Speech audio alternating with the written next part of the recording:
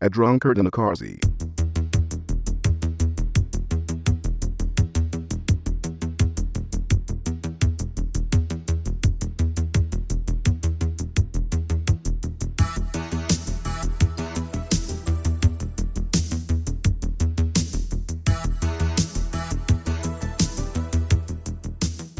Hello, welcome to episode 88 of Chet and John's reassuringly finite gaming playlist. My name's John Denton, with me as always Chet Roivas.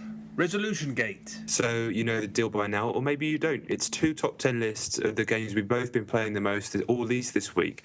10 being the games we've been playing the least, 1 being the games we've been playing the most. So let's kick things off with Chet's number 10. Okay, my number 10 is a game I spoke about last week. It's called Chippy, and it's on iOS. I played it on an iPhone. I've recommended it to people all week. Some of them have bought it and some of them haven't. And I was describing it to my girlfriend, and she said it's exactly like Cooking Mama on the Wii. Did you ever play that? I did. I actually played Cooking Mama on the Wii, I think the very first one. I reviewed it years and years ago for Games TM, and I didn't like it. From what I understand of what you told me about Chippy, Cooking Mama's more isolated. I can't believe I'm even having this conversation with any level of seriousness in my voice. Cooking Mama was like more isolated mini games that led to a recipe and love that's just kind of pointless. Whereas isn't Chippy more like an ongoing? I mean, Cooking Mama is not very stressful for starters. I didn't find. Oh, okay. Well, yeah, that's different then. But what you do, just chopping up vegetables. Yeah, I mean, when did I review this? Maybe six, 7 years ago. So I can't really remember that much. But Chippy sounded way better. I have to say that much. But I haven't played Chippy. Well, if you want to see what Chippy's like, there's footage of it on our YouTube channel. But while she was describing it, when she was saying Cooking Mama, which I haven't played, it made me realise that what it really is like is that old board game. It's not technically a board game; it's more of just a game. But Build a Better Burger. Do you remember that? Build a Better Burger. Yeah. Is that board games? It's technically a board game, but it's not really. It's you spin this thing around, and you've each got menus, and you have to build these plastic burgers according to the menus, and you've got a time limit. And that's basically what you're doing in the chip shop. You've got all these orders to fulfil before a certain time. So it's very similar to that. It's still, I mean, I've played more of it. It's charming, compelling. I completely forgot also, I didn't explain last week, part of the fun of it is that you can pre-cook food before you open the shop. So you take a gamble on how many people are going to order what and stuff. That's actually quite fun. And you can also send videos of full days in the chip shop to Facebook and YouTube. It's got a very, very decent social media side, which I have to say it's the first time I've been tempted to put a video of me playing a game on Facebook or something like that. Because yes, it's quite fun to watch. But yeah, Chippy, £2, worth it. Yeah, I meant to get it, but I forgot. But I probably will now. Especially I watched the YouTube video obviously as well. It does look fun. Does look something that I would kill a bit of time with. Talking of very short time killers, my number 10 is a game called Raptus, which we've talked a lot, right, about Twitter and how we don't like Twitter and the things that's caused us stress, anger. For most of the time, when I think about it, it's nothing but a negative in my life. But the reason I'm still on Twitter is stuff like this happens. Spilt Milk, our Top Boy listener and game developer extraordinaire, retweeted another indie developer who said that his game Raptus was available for press if they wanted a code to check it out. And I would have never have heard of this if it hadn't been for that on Twitter. So I replied to the guy and got a code for the game. It's a very short game. It's actually a remake of his original game, which came out last year. It's only about 6-7 minutes long. It's kind of difficult to explain, one, without giving away the story, which would be pointless, and two, just generally it's kind of hard to explain. It's done in the 2D kind of old school pixel art style, and it's just telling the story about a bloke who meets a woman, and it kind of deals with the themes of domestic violence and things in a kind of short, reasonably eloquent way. It's all done kind of artfully. There's a song playing in the background, and it's just a nice little piece. I'm not sure if it's 100% successful in what it's trying to convey, but to go into more detail about that would be kind of spoil the game. But it's definitely something. I mean, it's so short anyway, but it's definitely something that I'd recommend. It's interesting and it was cool, and it had some. It was provocative, and it's an interesting game, Raptus. Yeah, it's really hard to talk about why it's interesting without spoiling it. If I known exactly what happened in the game, then it wouldn't have had the desired effect on me. So I'm not sure if it's out yet. I know the original was out on Newgrounds, I believe, and this remake, I think he's either going to be selling it himself or selling it for free. Apologies for the lack of information there, but when it is available, I'll tweet it out for people and check it out. Like I said, it only lasts it's between 6 and 7 minutes, so it's not even any amount of time, but to go back to what I was talking about at the beginning, there is a lot of positives about being on something as immediate as Twitter, as long as you're following the right people. And since unfollowing a lot of the wrong people, I've been enjoying the service a lot better. So, as I've said myself in a tweet, if you're getting annoyed with Twitter, it's your fault because it's the people that you're following, not you, not the website. True that. Okay. Well, that sounds really interesting. Have you played the Newgrounds version? No, I didn't play that. I just played the download one, the press code. I assume it's going to be sold then, because otherwise, I mean, if it was in its original form free already, then why? Maybe the song couldn't have worked on Newgrounds. I'm guessing, because it's like a full song with lyrics. But that's just speculation. I should have come on with a bit more information, to be honest. But when you're trying to fill 10 games every week, sometimes things slip through the cracks. Yeah. True that. Okay, well, that sounds really interesting. How do you spell what it's called? Like Raptor, but with US instead of OR. US. Or just, Raptus. US. Okay, cool.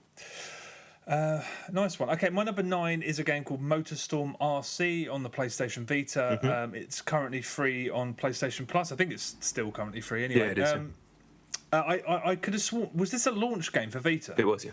It was, yeah, because I played it at the time and I could have sworn there was online multiplayer. I've never known if there was or not.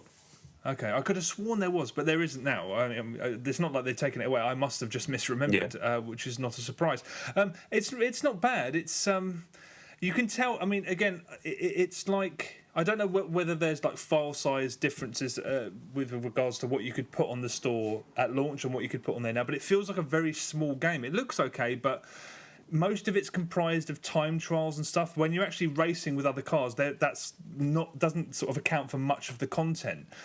So it feels like a downscaled version of something else, which I don't know whether that was just because they were under time restrictions or whether they weren't allowed for it to be a bigger game than it is. But whatever, it's quite fun. It made me think of Micro Machines, which I suppose was the intention, and it reminded me that Micro Machines was once such a big deal, not just as a toy brand. I mean, that they were like eagerly awaited, huge selling games as well. They were like the NES and SNES ones were just so terrific, and I just wonder what happened to it. I mean, there hasn't really. I mean, there was Mashed, and then there was the appalling Xbox Live Arcade sequel. But aside from this, I'm surprised there isn't sort of a modern day equivalent, really. Yeah, it's a good point. The last Micro did V4, I think, on the. I think that was PS2, because that was big. I'm pretty sure it was PS2 because that was really big when I worked at Imagine. But when everyone, all the real work has been done on the 360 and PS3, but that was a good lunchtime game. But that was still years and years ago. About the same time I was playing Cookie Mama, in fact. But I do think that myself sometimes because I like that game, Motorstorm. RC, I think it's fine. It's good fun. I'm just gutted. It is good. It's worth a download if you've got PlayStation Plus because it costs you nought. But I'm just kind of let down. It's a shame. I wanted some multiplayer, but what can you do? Yes, that would be good actually. But good stuff. If you do have PlayStation Plus, do get it. If you got the Vita. Yes. Sweet. All right, my number 9 is a game called The Swapper. This was recommended by Toby on Twitter, a friend of ours. But it was actually I already had it. It was going cheap on Good Old Games, I think it was, and I'd heard about it when it came out, and I'd wanted to buy it, but it was £12. So I thought that was a bit too steep. But it's a puzzle, kind of a puzzle platformer, more of a puzzle game. You play as a sort of dude in space, and I think you get lost in some sort of space place. I don't know, I wasn't really paying attention. But the hook of the game is you quickly find this device that allows you to clone yourself up to 4 times, I believe. I don't know if that changes later on, but that's certainly what it is at the beginning. And then you have to solve puzzles by basically cloning. You can shoot a clone of yourself across, say, up to a higher platform or across a gap or whatever. There's switch puzzles and things. I haven't played as much of it as I'd have liked. It's funny. The puzzles that I've played so far have been very basic, but that's understandable because it's early in the game. It looks amazing. I don't know if it's been made out of something, and they've kind of made the graphics on top of it or something. That's not a very technical explanation, but it genuinely looks really good. But the animation on the guy is really amateurish, which is a bit of a shame. And when you clone, the hook of the game is as you move one man, everybody moves at the same time. And I think maybe that was a deliberate thing. Maybe they couldn't get it to work any other way. But what it does do is it kind of affects the level design, because you have to have points where clones can't fall off. So it immediately begins to feel not like a real place and more like puzzle rooms. Do you know what I mean by that? Something like Portal will elegantly hide the fact that what is essentially a puzzle chamber by making it feel like a real place, even the test chambers. Whereas this just feels like, okay, we've got A, B, C, D here locked in. You can see the joints and the fixes. Gotcha, yeah. Okay. Not that that's necessarily an awful thing, especially when I paid. I think it was only a few quid for it, and it's moody. And what's the cool thing about it is it's quite dark, because the cloning works. Right, if you've never seen the film, I was about to spoil it even just by saying that. Fuck it. If you haven't seen The Prestige, it's been out for ages. You know how the cloning works in The Prestige at the end? Where he clones himself, but it's still him, still the same guy, right? Yeah, but those other guys are just dying. So this is how it works here. So you might clone yourself 3 times, and the original guy that cloned, because you can swap between your clones and control all the others from there, and then you'll just leave them to die or fall down a hole, and you just keep moving on. And there's just kind of like the whole story plays into that as well, and how this device it was a good idea, but it's actually fucking evil.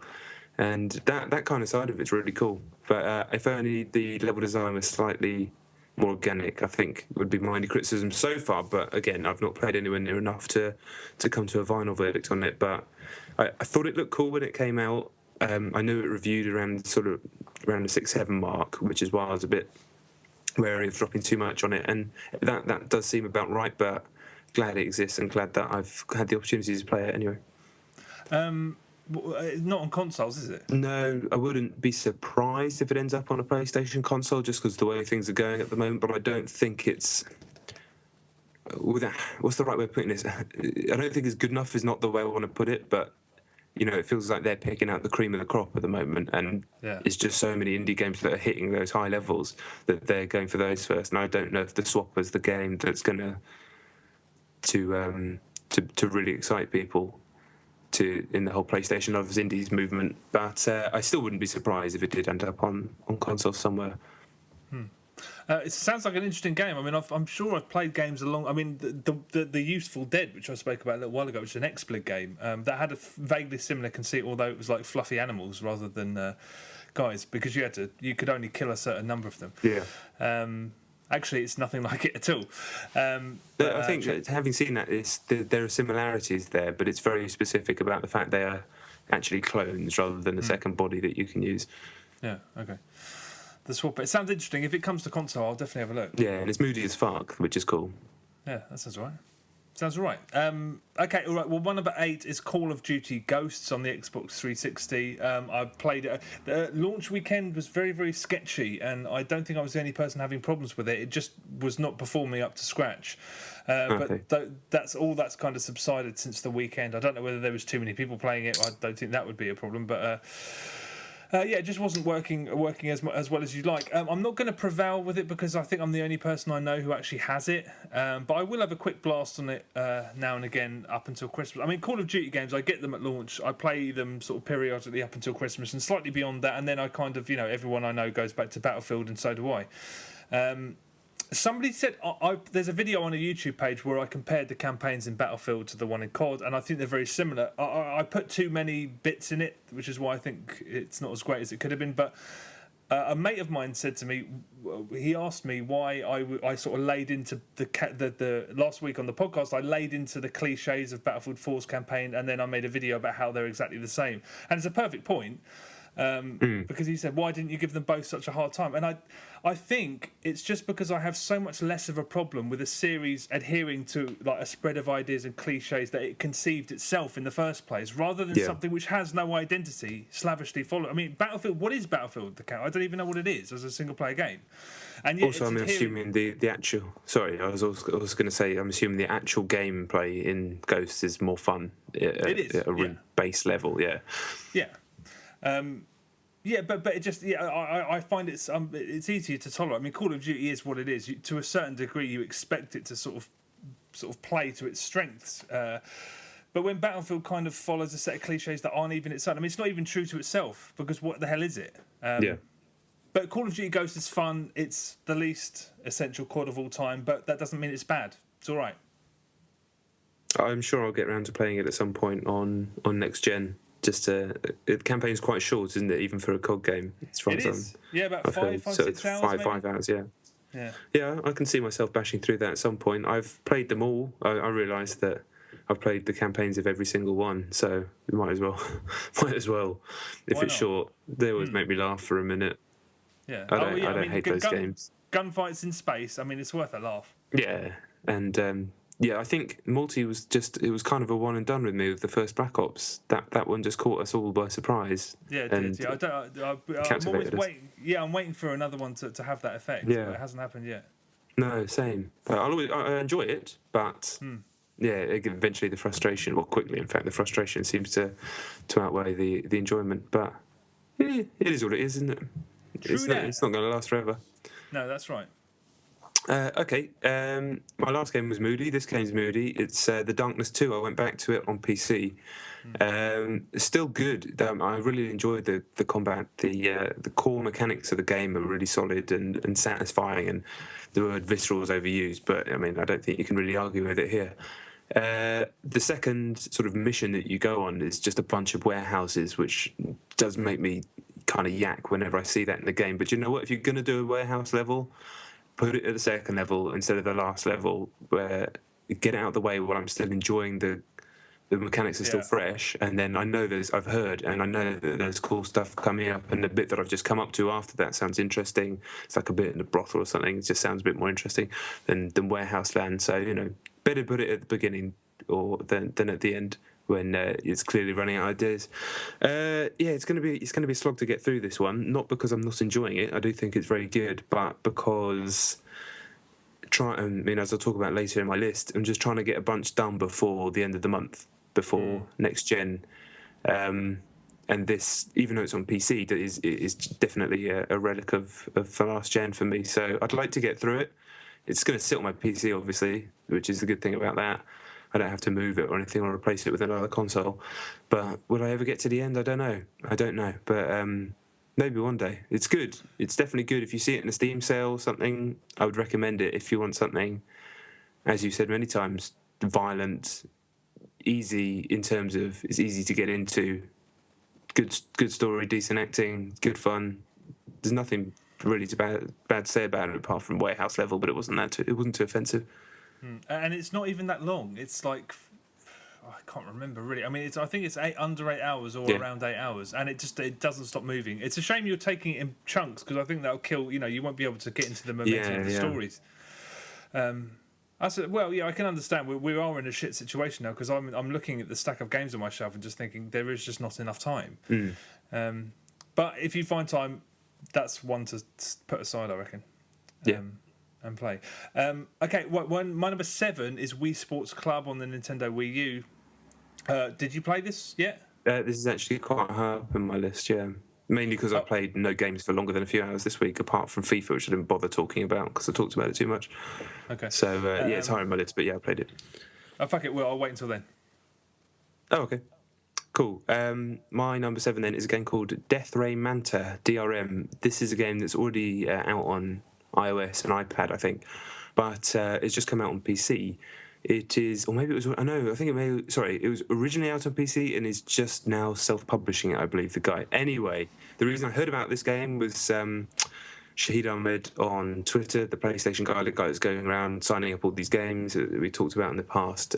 He loves 2D, colourful shoot 'em ups like like you and I do, Geometry War style, Resogun style. Yeah. Sure. And he mentioned this one. I didn't. I just saw it on Twitter the other night, and I didn't really know what he was talking about. And he said it was I think it was like $1.99. I was like, fuck it, I'll go and buy that. And it's really good. It's made by a Scottish guy called Robert. I think he goes by Retro Remakes on Twitter. I'm sure I've seen that name appear plenty of times in retweets. And it is, you play as a manta ray, but it's basically the setup is Geometry War style, kind of single screen, but scrolls a bit, crazy stuff coming at you. It's not twin stick though; you can only fire in direction that you face. But it's really simple. It's much more. It's actually more simple than Geometry Wars, weirdly. Basically, every single level is a bunch of stuff to fight and a little object which is called Tiffin for some reason, and the idea is survive, get the Tiffin, kill all the things, move on to the next level, but it moves at a rapid pace. Doom, doom, doom. The level can last 5 seconds, little break, and then back into the next one. Really hypnotic visuals. It kind of has the Jeff Minter thing going on, where weird little bits of text and random bollocks will appear on the screen. It's just a really good game in that genre. Very, very accomplished, very referential and reverential of all of that kind of specific subgenre's history, but never feels like you're playing a cut and paste or anything like that. And it's cool. And the reason that Shahid Ahmed mentioned it is because it is coming to PlayStation consoles, and I think it would be a great fit on Vita, definitely. So I'd actually recommend holding fire until that version appears. I was going to say that sounds like a perfect console game, so yeah, I'm glad that it's coming to. So PS3, PS4, and Vita, or just one of them? I'm not sure, but I wouldn't be surprised if it was all three, or maybe it's just PS4 and Vita, but definitely Vita because he mentioned that. Oh, cool. Okay, well, yeah, sign me up. That sounds great. Yeah, it's definitely your cup of tea, definitely. All right, well that sounds good. Okay, my number 6 is Rayman Legends on the PlayStation 3. Oh, cool. Yeah, it turned up, so I No way. Yeah, everything was crossed out except for my name. So, God bless the postman. He got here in the end. So me underlining your name worked?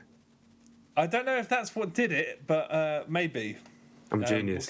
We'll give it the benefit of the doubt. Well, I'm very happy that we didn't waste it. Yeah, indeed. But we kind of did waste it because I played it for. I intended to sit down and basically have a look. I played it for 2 to 3 hours, and I was really conflicted the whole time because it's so brilliant, and I mean it's Nintendo brilliant. Yeah. But it is like you said, you feel like you're missing out on something, and I had to really pull just feel like it's a Wii U game. Yeah. I was enjoying it so much, and I had to pull myself away from it, and I had to stop playing it. And it's annoying because if you don't have a Nintendo Wii U, you should probably get one. But if you don't have one, this is still a superb platform game. I mean, really superb. And the music. I remember when Super Mario Galaxy first came out, and I just thought Nintendo are one of the only publishers, developers that are paying the money, spending big money on big orchestral scores. The first time the music comes in the beginning of Super Mario Galaxy, I was just like, this is worth every penny of what they paid for it. And it sounds like this too. It's such a big part of the appeal. The music sounds amazing because even in this day and age, you cannot fake that. A lot of the time when there's big sweeping music, you can tell they've used computers. Yeah. But when you hear a real band playing real music, it's just immediately fucking. I loved it. I mean, it looks. I was really torn, totally conflicted. I wanted to keep playing it, but I did keep every time I had to bring that secondary character on the screen. I was like, I'm holding down a button to do something where there's gameplay in the other version. Yeah, exactly. I know it's coming to next gen now, but still, I think. I mean, they might. Ubisoft are doing a lot of tablet implementation. I mean, I don't know whether they might sort of implement it into the next gen versions, but I think I've made a date with the Wii U version at some point next year. I've got to play it because it's superb, superb. I actually played the demo of it, which was still on my Wii U today. In fact, I didn't bother mentioning it, but I didn't expect it to be on your list because I thought that was gone forever. But having done that again and playing the Murphy level where you're actually using the Wii U gamepad, it's like there's the gameplay there, like you said, that's the gameplay. And had I never even known that existed, and I'd only ever thought about it as a 360/PS3 game, I don't think it'd have bothered me at all because it does work, doesn't it, on PS3? It does really well, but it is knowing that other version is the definitive one. But even if you, I mean, if Wii U's not an option for you, this is still this is still a real heavy hitter of a game. I mean, surprisingly good, on a par with like top tier Nintendo stuff. Yeah, fucking definitely. Impressed. But yeah, so yeah, I mean, play it either way, however you can play it. Yeah, and I mean, I played the first one on Vita, and it's so good on Vita. But then the current Vita version still hasn't got a bunch of levels in it. Apparently, that's getting patched at the end of the month, isn't it? They literally announced that like earlier today. Yeah, it's the end of November. But also, apparently, that version it is touchscreen for the Murphy stuff, and I think I mentioned this before. Apparently, you end up covering Rayman, and it's difficult to play. So it's frustrating. Should have just left it as an exclusive, but I understand why they didn't, because they didn't want to make £25 in total. Exactly. Right, my number 6, is it? Yes. Okay, so I mentioned that the darkness felt like a relic of the last generation, and in that respect, for me, mentally, for some reason, with the next gen coming in this month, I am kind of almost drawing a line under this generation for me, and trying to, in this weird space where there's a bunch of games that exist right now, Assassin's Creed, Call of Duty, Battlefield, that I'm waiting for next gen. So I've got this kind of gap. It's never been, normally November's just crazy, but right now it's kind of quiet, which is weird. So I'm just trying to go through my drawer, and all the games, I pulled out a big stack of them, the stuff that I'd always intended to finish, right, and had never got around to it, and I've been putting them on and just seeing what happens. So this list, I think, was on Wii U, which isn't really... Actually, I forget that one. I was going to say Pikmin, but ignore that. It was Skyrim. It was XCOM, Bayonetta, which I criminally haven't finished. What else did I have on there? Syndicate, and maybe one or two others. Anyway, the idea was to put them on, see what happens, see if I want to play it, see if it does anything for me, and if not, just cancel it. It's gone from my mind. It's no longer in my pile of shame. It's gone. I'm going to take it to the shop and just sell them all. I don't know why, but I just feel like I need to cleanse out and get rid of a bunch of shit. So let's quickly go through them. Skyrim doesn't look so good anymore on 360, which is a shame. Really jerky. Spoiled by PC gaming, I think. I'm not going to start it again after 50 hours of playing it on PC. So, gone. Syndicate, God, that's fun. I mean, that really is fun. Yeah. I'm surprised at how fun it still was. Yeah, it's great. But I kept dying, and I just couldn't, because, it's got the kind of unusual control system if you haven't played it for a year or whatever it's been, a year and a half, with the hacking and everything like that. Couldn't get my head around it quick enough to get back into it. Gone. XCOM was like 9/10 of the way into the game, backed myself into a corner. It's too hard. That's gone. And just kind of cutting through the whole list like that and trying to draw a line under the generation. So obviously I didn't want to just do each individual game as part of my list, because that would be shit. But yeah, so it's kind of nice to have that cleared now, because there are only ever small, tiny black spots in my mind, these games that exist that I've always meaning to go back to, but they still kind of weigh on me with a few grams, and it's nice to just clean that out and get rid of it completely. So I think I can get rid of a bunch of 360 stuff, and I think I'll keep the box around for a few games. But yeah, it's almost time. It's been a long time. It's so funny, because in that situation, I bet you were just waiting for any excuse to turn them off. Oh, it was. I mean, Skyrim's like, I was like, wow, this is actually really good, and it jerked twice, and I was like, I'm done. Yeah, I'm in that situation as well. I haven't actually sat down. I mean, I've got a stack as well, but I'm so reluctant to actually just cast them aside and say I'm done with them, that I'm probably going to have them there forever, making me feel guilty. But hopefully not. That's it. It is. It's a small amount of guilt. It is guilt. Yeah. That's what I feel, and that's why I just want it done. And once it's gone, that's why I want to sell it to the shop, even if it's like 30p that I get for it, because then I can't think about it anymore. It's gone. It's someone else's problem. Yeah. Fuck. All right. Okay. Well, I've got a few of those will be on my list next week, because I'm getting a package on Friday, so I'll have to try and make some room before then. Next Friday, that is, not this Friday, the 22nd. Oh, of course. I didn't know. I thought you'd been. You just mean you get the Xbox next week? The Xbox One next week, yes. Which I'm not getting, but I am getting the PS4, so we can bring you coverage of both. How about that? Yeah, indeed. Check that out. Okay, all right. Well, my number 5 is a game called Vexation on the Xbox 360. It's an indie game. Vexation. Vexation. Yeah. Never heard that word in my life, but okay. I don't think it's actually a word. It's an indie game, and it's the latest game by No Static Software. I thought you were going to say Silver Dollar, but this is way better. No, Silver Dollar Games haven't made a game in about a week, so I hope they're all right. But no Static Software's Mike Oliphant is one guy. He made Quiet Please, which is a game I think is absolutely terrific. I think it's on iOS now, and a few other formats. And then he made Ascent of Kings, which is very similar, and Kung Fu Fight, which was a pretty good endless runner. But this is, during the opening credits, it says this is a Quiet Please game. So I assume that holds. It's the same characters, so it's a series. It looks the same. It's not so much pixel art. It's Atari style. It's not even. You can't. There needs to be a descriptive. I mean, pixel art doesn't really describe what this looks like. It's so retro. It's like the most primitive. Visually, it's unbelievably primitive, but charming with it, and it looks great. So it's another Quiet Please game. If you played Quiet Please, some people I recommended it to didn't quite get it. It was a very simple. All you do is walk from left to right, and you can interact with things with one button, and that's it. You can hold one thing at a time. You just walk around solving puzzles. In Quiet Please, you were a young girl and you just wanted to get peace and quiet, which was a really charming game. But the most charming aspect of it was the conceit of it. This is a very similar, pretty much as charming, but there's something just a little bit askew about it, because the things that you're doing, you're basically on a family out into the beach, and the little brother's there, he's still hassling you, your parents are there, but some of the stuff you do you're trying to get peace and quiet while sitting on a beach. And some of the stuff you have to do is you have to steal a drink from a cafe. You have to sort of distract the owner of the cafe and then steal a drink to give to someone else. You have to steal fish from this guy on the beach. And then you have to vandalise an ice cream van. And I just thought, this is not the same charming little girl from Quiet Please.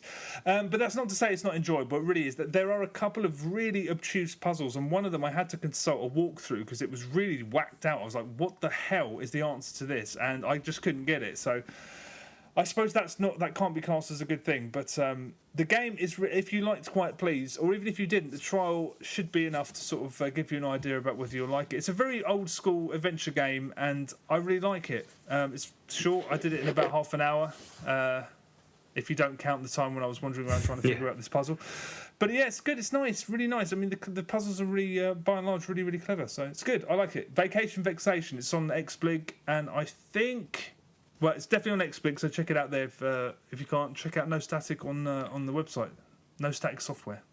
Yeah, those other two games are on Vita. They're on the PlayStation Mobile section of the Vita. Yeah, I meant to get Quiet Please. I don't know why I didn't. I had it almost lined up. In fact, I actually think I bought it. So I'll check. I'll have to check that out. But I don't know if that's going to be on there as well.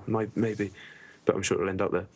Yeah, I knew that. No, that's because I've seen mentioned on Twitter that it's on PlayStation Mobile, and I know that you can get those games on Vita as well, because that's where you got those Future Lab games. That's right. Yeah, if you got a Vita and you didn't know this, which I didn't until a few weeks ago, if you go into the store and go into the PlayStation Mobile section, there's actually a fuckload of very, very cheap and a lot, decent games on there.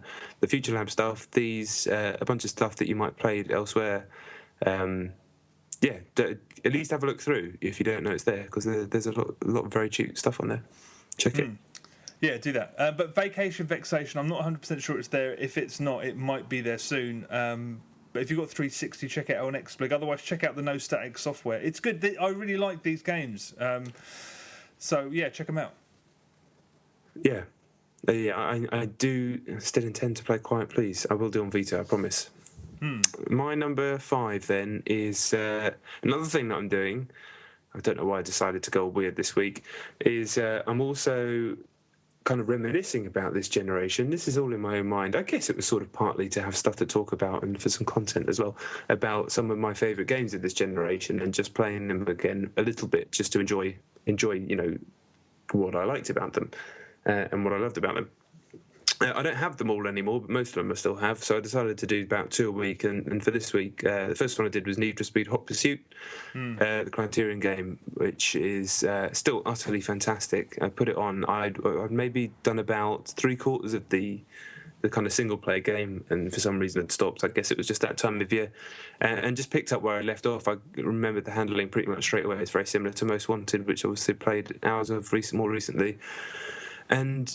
yeah, still fucking fantastic. Again, don't look that good anymore, which is funny because it looked amazing when it came out, but just being spoiled by 1080p games on PC and then knowing what's, looking at the videos for Rivals, which is coming out in a week or so. I think it's out. In fact, it's out today in America, as you're listening. Yeah, kind of jaggies and stuff like that. No, it doesn't matter, but I am ready. I'm definitely ready for new tech. There's no doubt about that. But the gameplay, that game is absolutely fantastic. That is a true classic. The Hot Pursuit modes are amazing. All of it's amazing. Just the handling, the feel of the cars. Most Wanted's amazing too. But there's something so pure about the individual race events in this one that, I don't know if they bettered it, to be honest. I think that might have been the better of their two Need for Speed games overall. I'm torn. I mean, Need for Speed Hot Pursuit, I will have finished that campaign before the end of the year because that's actually the top of the pile of stuff. It was the top of my one as well, yeah. I'm not sure. I'm pretty sure Most Wanted pips it just because it brings so much of Burnout Paradise back to the table. But I do remember, I did love those systems using the D-pad to drop all those weapons and stuff. I mean, the dynamic between flipping between cops and sort of the getaway drivers was good. I mean, I don't know. I mean, it was a fantastic game. I just don't know whether it was better than Most Wanted, but maybe I'll talk about it at some point. Are you done with it now? Have you buried it? Yeah, that was enough. It wasn't like I was one and done with those games that I was talking about before. I played it for a decent amount of time, did a fair few events, and felt, I was like, yeah, that was really good. I've had my fill now. That's enough. But, yeah. Okay. Glad I did. Yeah, I'll bet. Well, I'll talk about it. I might try and play it before the weekend, actually, because, top of my pile, as I said. Hell of a game. Okay, all right. My number 4 is Assassin's Creed 4 Black Flag on the PlayStation 3. I haven't played any more of the campaign. I haven't gone back to the campaign, I should say. But just being in the game in any capacity made me realise that I'm probably going to go through it again on next gen. Wow. Just because that's how good it is. But I've been playing a lot of the multiplayer.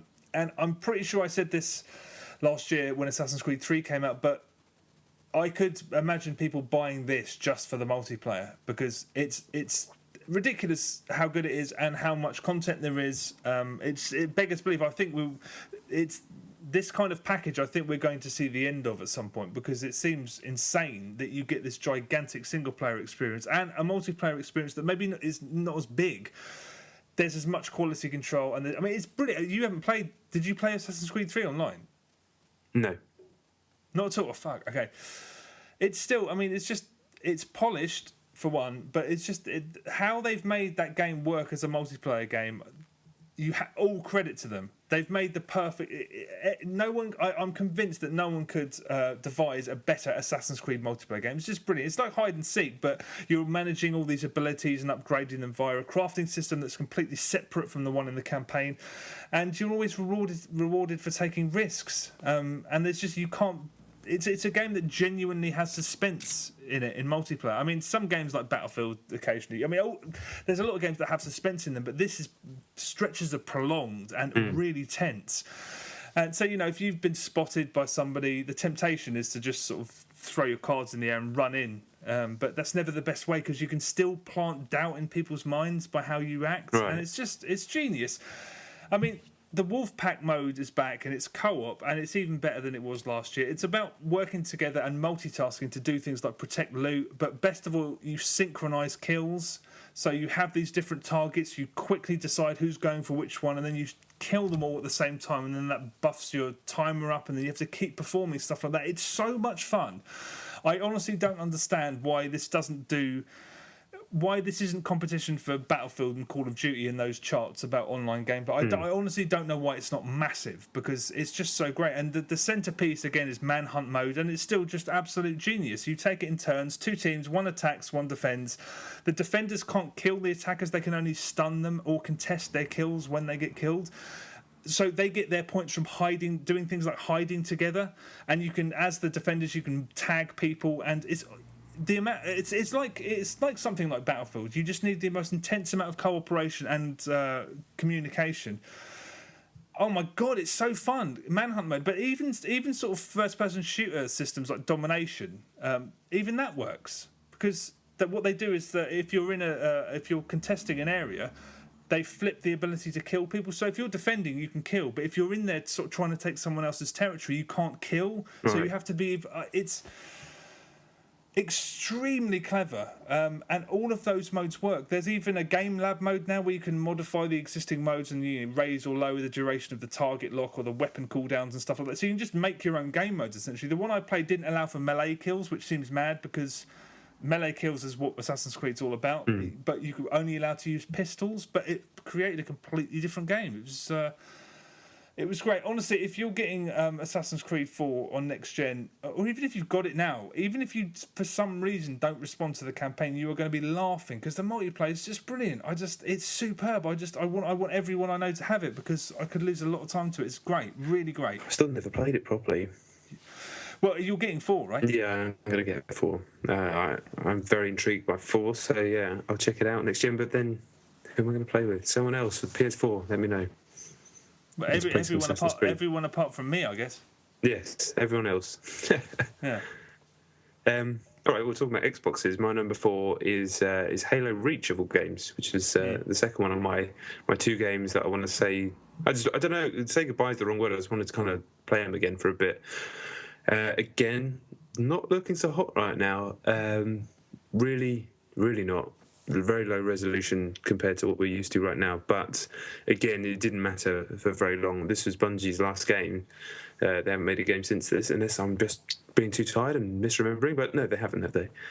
And it's like, as good as Halo 4 was, just going back into this, it's like, fuck, these guys are just a different class to anyone else. And any other first-person shooter campaign that isn't Halo, as far as I'm concerned, it can't even touch it, apart from maybe Far Cry. But I enjoy many shooters, but Halo's just, I don't know, it's just so special. So I played the first mission, I think it's called Winter Contingency, where you kind of move down that hill and then there's those people going to the thing and then the kind of Covenant appear. It's just a really good mission.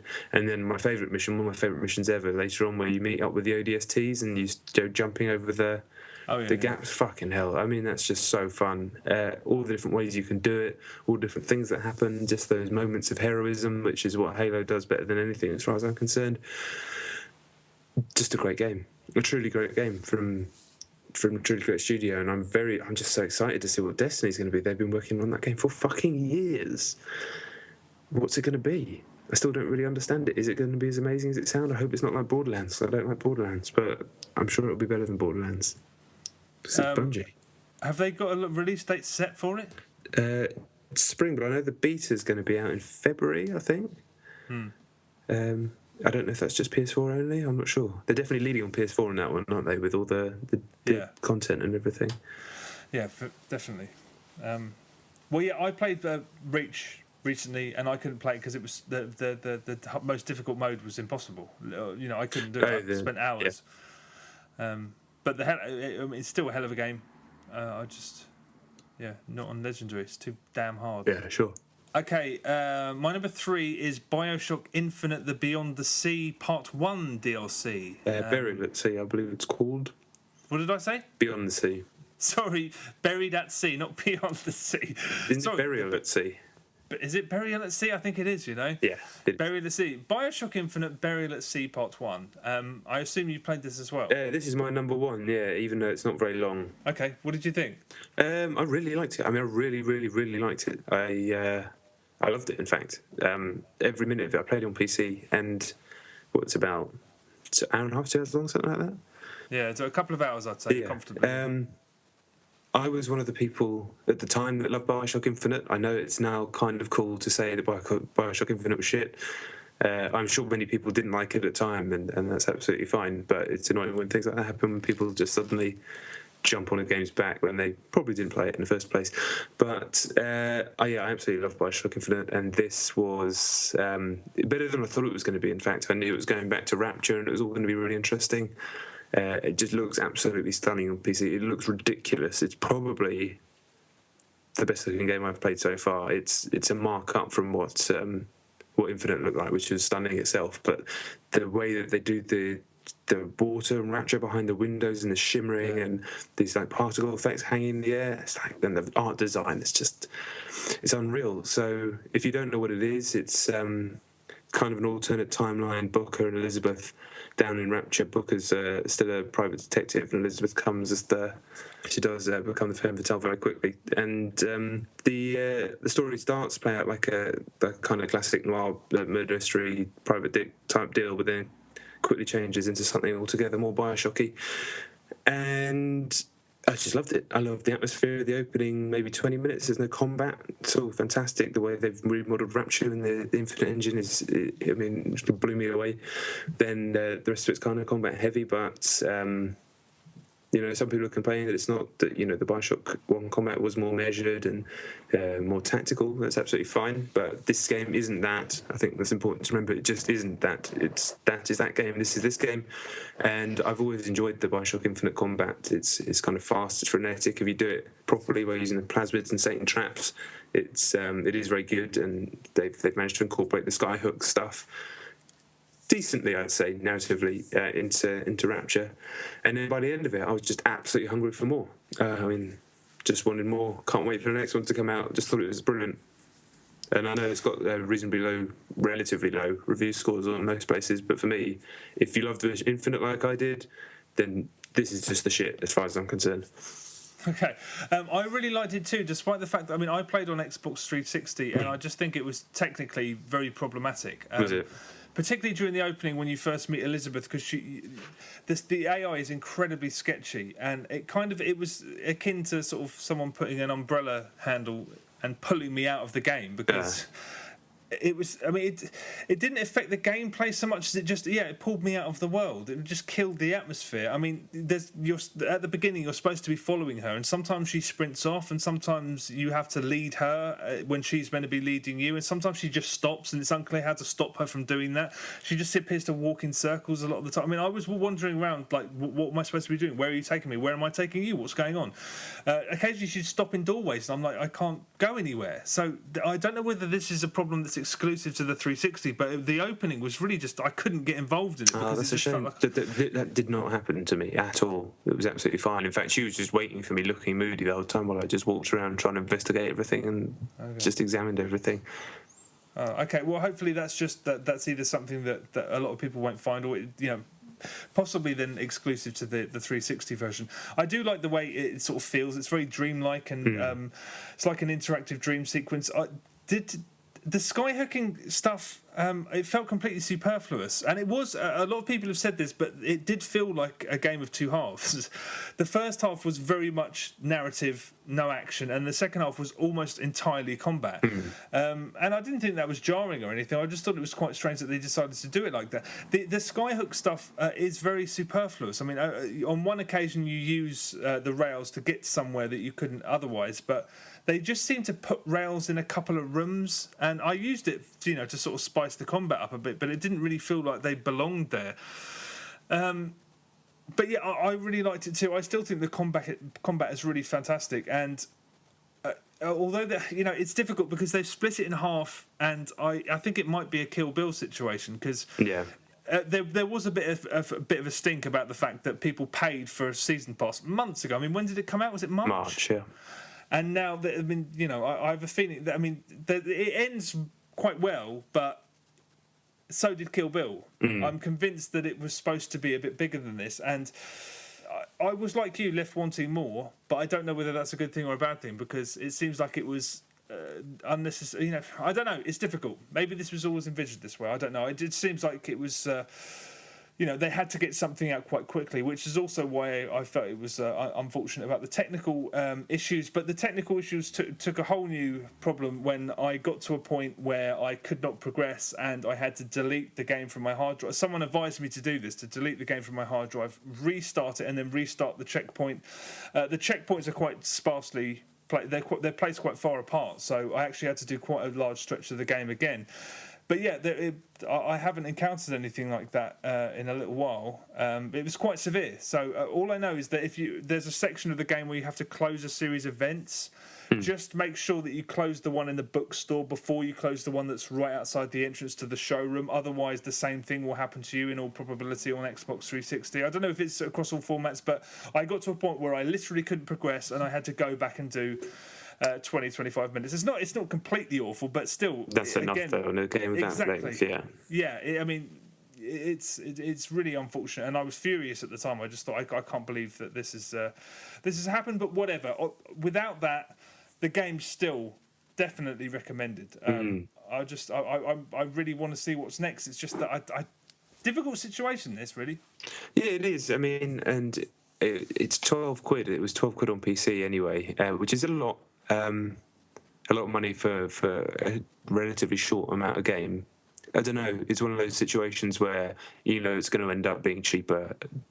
Get it when the value. Get it when it's value. The value seems right to you. As I said, one man's £12 is not another man's £12. So who knows? But I thought the way it brought the Infinite story and concept more than anything into Rapture and tied it all together was just, I don't know, it was very well done, and just it kind of left me scratching my head. And I'd freely admit that I'm a bit too stupid to follow what happens in Infinite completely. I can't be one of those people that's picking holes in the timelines and all that sort of stuff, because I'm too stupid. But also I prefer being like that, because it allows me to kind of get sucked up into what exactly like you said, I've always felt both the main game and this were deliberately dreamlike and kind of almost slightly ethereal, and you're just supposed to kind of, the whole time is like, is this really happening? What? And I always got that feeling in both of them. And I think I said this, if you're going into these games, especially the main game, wanting something more with more depth and maybe more coherence. Of course, you want things with depth and coherence, but something that's going to react, like a reactive world, like an Elder Scrolls world, or even to a degree, a BioShock 1 world. It's just kind of, I think, tonally trying to do something different. And I don't know if that's just me excusing some of its failings, but at no point during the both playthroughs of the original game and now this, have I ever felt like it was lacking in any way because of the world not being massively reactive and interactive. But it just makes me feel, it's a kind of tone in it. It's evocative of like a place that I haven't constructed these thoughts very well, but yeah, it makes me feel like I'm visiting a place that could exist but might not really exist, and I might just wake up in a minute and where I am right now felt very real, but in actual fact it was madness, much like the way Inception made me feel, especially the last bit on the mountain. I mean, did you hear that there was someone tried to ask Ken Levine very detailed questions about what happens at the end, and he just kind of said, if you start picking at this, it will probably fall apart. So I'm not going to answer any questions on it. And some people might say that's just proof that he's just flying by the seat of his pants. Or it could be just, he's very right. I mean, the ending makes sense in the same way that Infinite made sense, which was in the same way that Inception made sense. It makes sense, but I would hate to try and explain it to somebody. Yeah. I'm comfortable with how it felt as a piece of entertainment and as something that was elaborate and complicated, but understandable. But goddamn, I wouldn't want to try and explain it. When this ended, I was like, oh, okay, all right, I understand that, but God, don't ask me any questions about it. And to some people, obviously, that's a weakness, but I don't think that I'll never feel that way about stuff like this. I won't either. And maybe that's just the way we are compared to other people.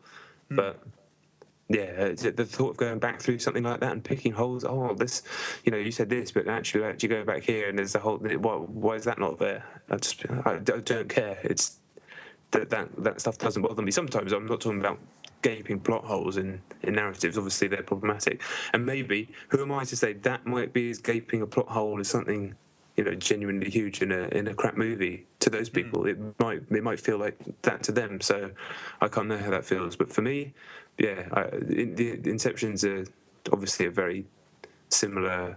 It's a very similar piece of work, even though the kind of stories that they're telling are different.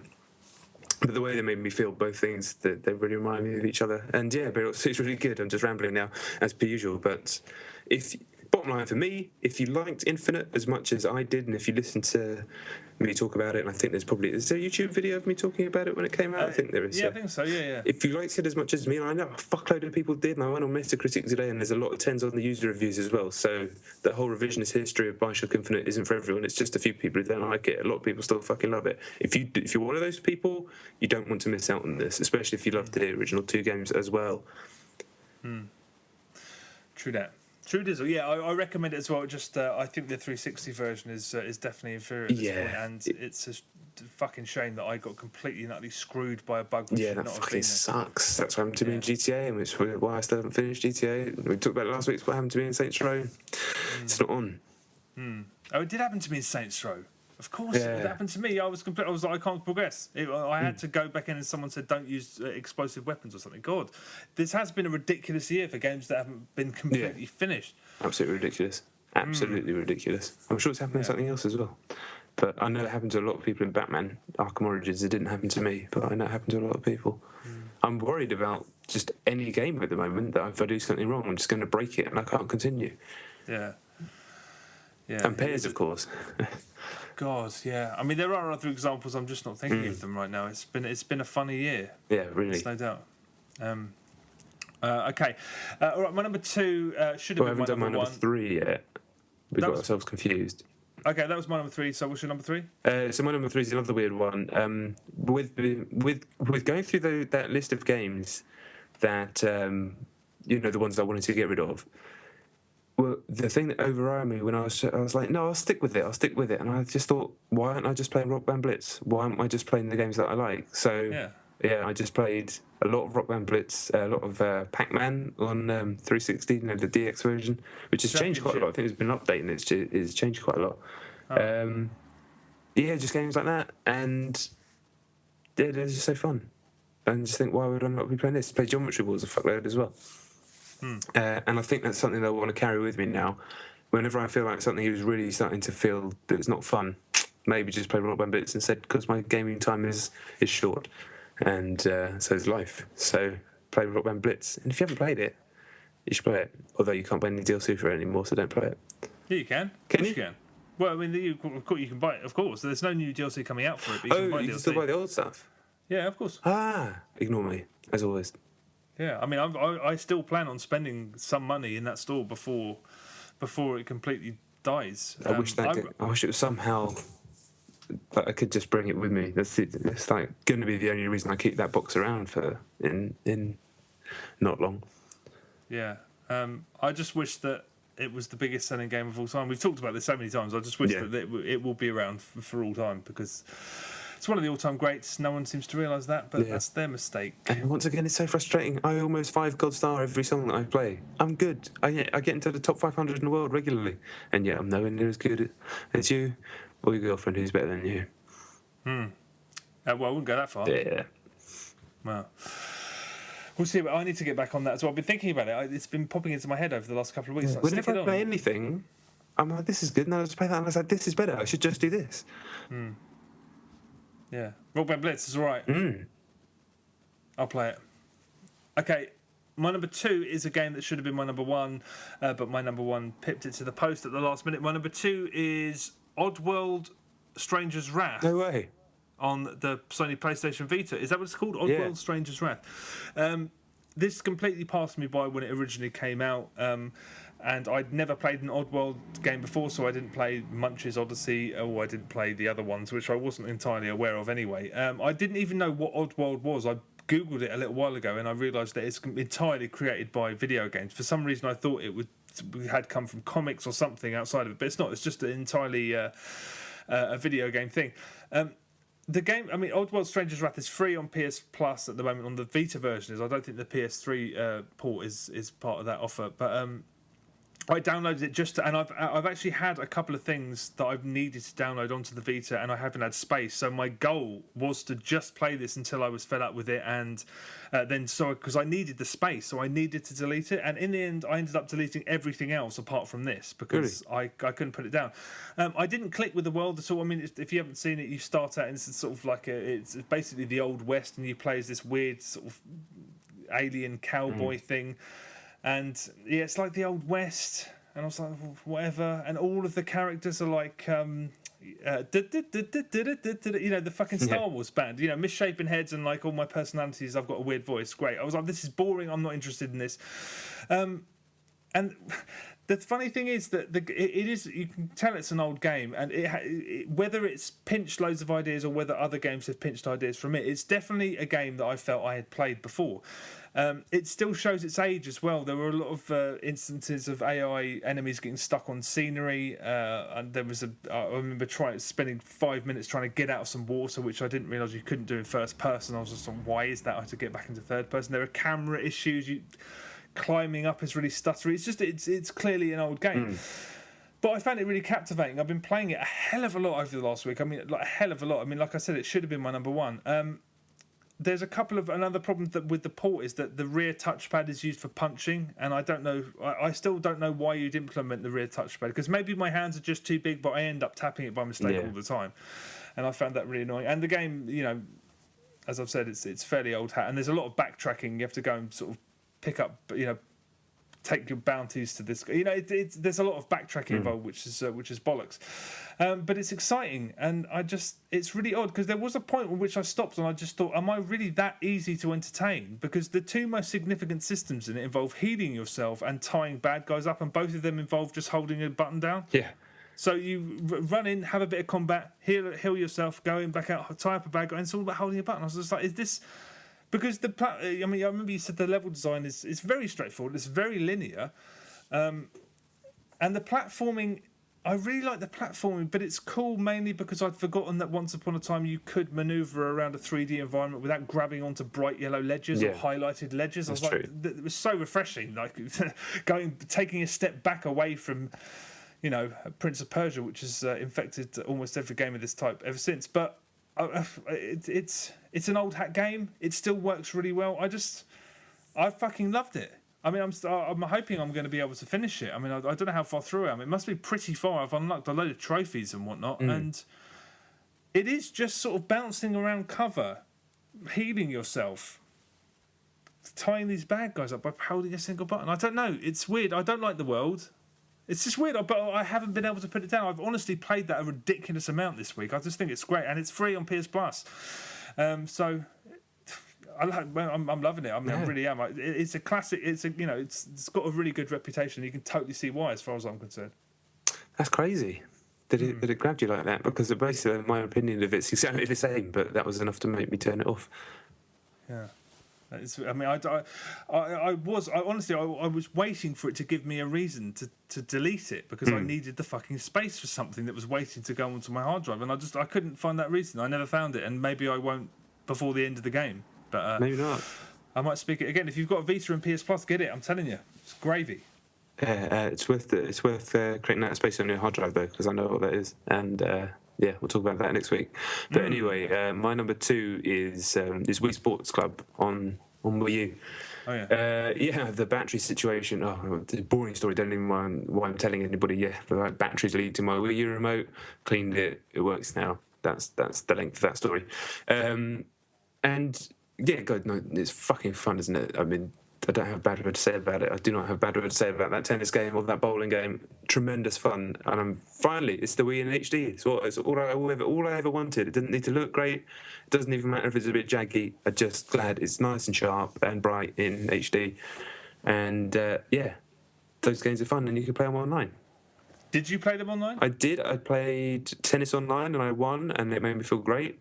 Against a guy who was ranked 6, and I was ranked 1. I didn't play bowling online. I played it, and then my little boy ran in, and it was like bowling. So that was about 45 minutes of my time just trying to make him pretend like he knew how to bowl. But then amazingly, I tied the Wii remote to his wrist. It's 2.5, and to let him play tennis to see if he could do it, and he actually could. He was playing tennis. I mean, he was losing the games like 6-2, but he was winning points and serving the ball in tennis, just standing there, wiggling the thing about going hit, hit, hit. Now, in some ways, you could say that's bad, because, he was losing, so... it does take some skill to win and aim the shots and whatnot. But I think it's great because this is family gaming, right? And he's just a tiny little... He's basically a baby. And he was there enjoying himself, laughing his head off. I like tennis. Just sitting there playing a fucking game. He can't play a game on a controller. His hands aren't big enough. He doesn't understand it. But between that and iPads, he can actually play video games and have a load of fun. And it was amazing to watch. I didn't think he was going to be able to do it at all. But I'm excited about the other. What are the other games that are coming to it? Well, I see. I mean, I don't think it's beyond what was on the Wii. So boxing, baseball, and golf. Okay. The other, those two were always a bit of a write-off, but golf is a keeper. I love baseball. Did you? Yeah, I loved it. Wow. Okay.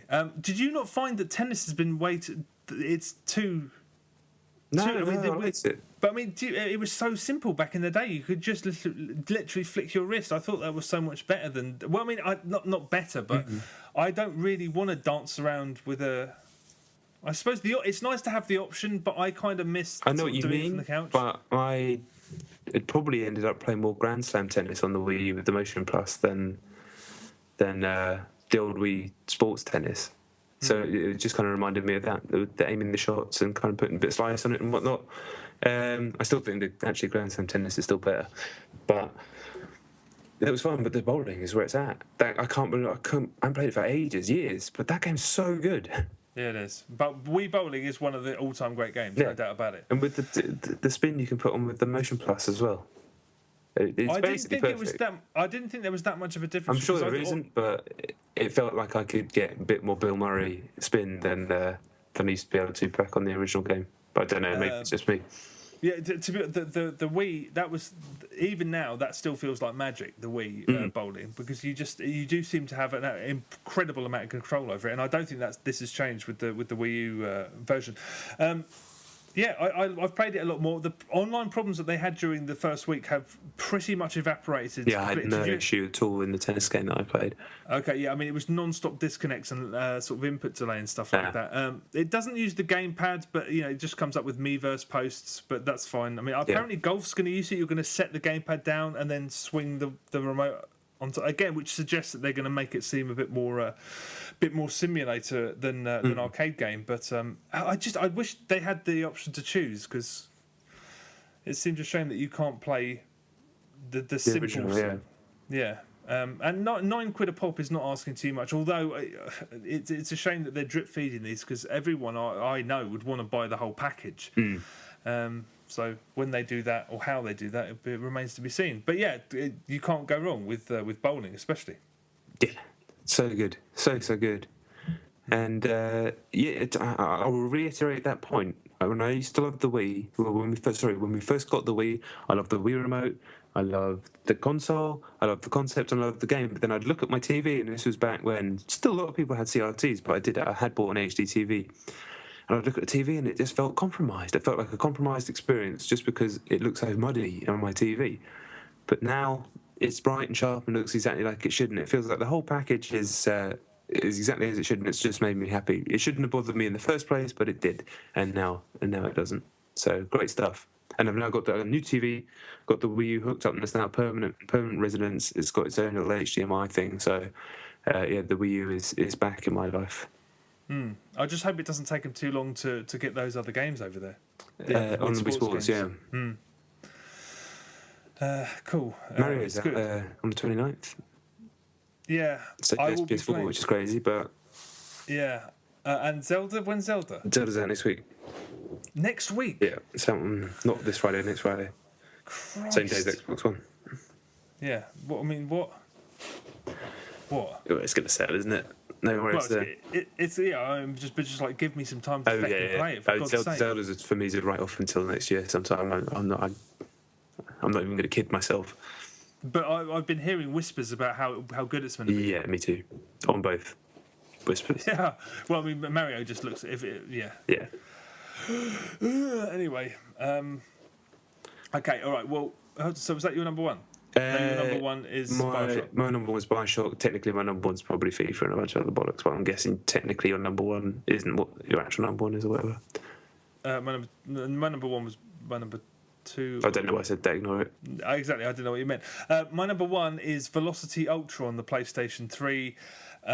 which is out now. I think it's just so it came out earlier this week. If you're listening on Friday on the PlayStation 3, and I believe it's probably, is it the same price? It's sort of £6, £7, something like that. I think six something on Vita. Yeah. Yeah. You've spoken about it at length in the past, and I hadn't played it. I actually didn't even know what it looked like. I didn't know what to expect. And I don't have a great deal to say. It's the only people I wouldn't recommend it to is people who have a PlayStation, because I think after playing it for about 5 minutes, I just bought the Vita version, and after playing that for 5 minutes, after doing the PS3 version for several hours, I was automatically doing stuff like boosting and teleporting without stopping boosting and stuff like that. Those thumbsticks, it feels like it was made for the Vita, and it was. So if you have both consoles, I'd say the Vita version is the one to get. But if you only have PS3, it's pretty much an essential purchase. I mean, it starts out as a shooter, and it's almost a racing game at points, but it turns into a very elaborate puzzle game that has you teleporting around, reshaping the level, and then teleporting back and going back to the beginning of the level and pursuing other avenues like that. I mean, it's one of those games that makes you realise how fucking lazy most video games are, just by design. Yeah. They give you a load of systems, you can do this, and then they make you basically walk around in circles for a few hours, and then the game's over. I don't think I've come. How many levels are there? Is it 50? 50, yeah. I'm in the 40s at some point, and I mean, at one point I texted you saying this is so good, and you said it gets so much better, it's ridiculous. Yeah. And there was one bit where I did actually laugh at it, because I said, I can't believe how good this is. Yeah, that's what I did. I was basically just constantly said, this is genius. How is this even happening? Yeah, it just constantly keeps hurling great ideas at you, new systems. It really does make it. It's like a top flight Nintendo game. Yeah. And do you know what the best bit of the game is? After you finish level 15, you go back to the beginning and you start getting all the golds, because you have to get.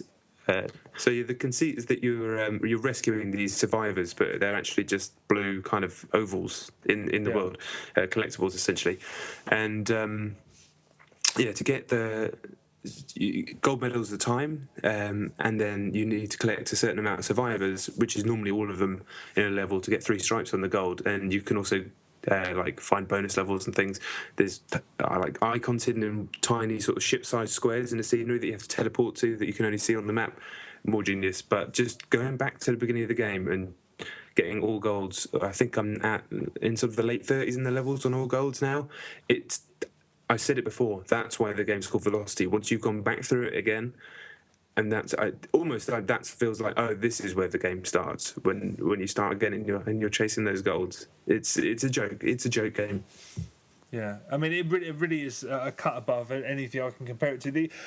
What I also like is that it doesn't stop becoming either of those things. I mean, you can do the most labyrinthine, elaborate puzzle level with all of these sort of branching pathways that you have to go back and redo in different order and stuff like that. But then it can be, the next level can be more of a shooter or more of a racing game where you're speeding through it. I like the fact that it keeps all of those elements going throughout. And it's a joke when you feel in such control. The controls are perfect. I mean, I think they're better on the Vita just because those thumbsticks, something about the way those thumbsticks feel. Yeah. It seems like that's, I mean, it is. It was made for the platform, so that's why it's better. But the PlayStation 3 is, the version is not to be sneezed at. It's, if you have a PlayStation 3 and not a Vita, you have to get it. It's up there with Hotline Miami as one of the must-have PSN games. Without a doubt. Unquestionably. And do you know what else is good? The fucking sequel. I've only played 3 levels, but my God, with all the 2D side-on bits, all of that is as clever as even just the small amounts of that I've played is as clever as the top-down stuff. That game is going to be unbelievably good. I can almost guarantee it. When is that out? 2014. I don't know when, but yeah, day one, of course. Yeah, I'm looking forward to that as well. It's a hell of a game. I mean, everyone should get it. If you have one of those devices in your house, just get it. Yeah, really. I mean, genuinely, just get it. I'm not even like a shoot 'em up guy. You know, I like them, especially the ones that are more like Geometry Wars, more self-contained. But cave shooters and stuff, this isn't my thing at all. It isn't really like that, but you know, it certainly could look like that if you're just looking at it from the outside. It's more than that. It isn't that. It's something else. And yeah, get it. And the tunes as well. Awesome tunes. There is really good music in it, yeah. It's hard to fault, really. It I kept me up can't. till I cannot fault it. I can't think of one fault. yeah. When I turned it on, I was literally going to do an hour, and I played till 4 o'clock in the morning, which didn't do. Jesus, I always knew you'd like it. I'm very glad that you did. Oh, I mean, I'm going to start it again on Vita. I think I'm looking forward to doing that again, starting from scratch anyway. It's incidentally, if you have one or you're thinking about getting one, and then maybe thinking about getting Vita, they're not cross-buy, so you can't buy one and get both. But the leaderboards are cross-platform, and the trophies are cross-platform as well. Okay. So you can play them separately. It's just that you can't buy them as one. But yeah, do that. Okay, well, yeah, that is us done. Thank you very much for listening. If John sounded like a drunk in a toilet, I don't know why that is. I assume it's Skype just playing up because it's prolonging all of his. You have sounded like a drunk in a toilet. Oh, that sucks. For the one time I wasn't a drunk in a toilet as well. Exactly, very true. But yeah, hopefully, that will be sorted out next week, we hope. But yeah, thanks very much for listening. The usual shit: Twitter, Facebook. Don't bother with Facebook. YouTube. We're on YouTube. Stuff will be on there. If you're interested in Xbox One. We'll talk about that next week. No, we won't because I won't have got the machine. But in the week following next Friday, a lot of stuff will probably go on YouTube before the podcast where we talk about all the Xbox One stuff. So keep an eye on that if you're interested in that. But yeah, the usual shiz. Thank you very much for listening. Recommend us games on Twitter, all that jazz. Yeah, that's it. Done. Take it easy. See you later. Laters.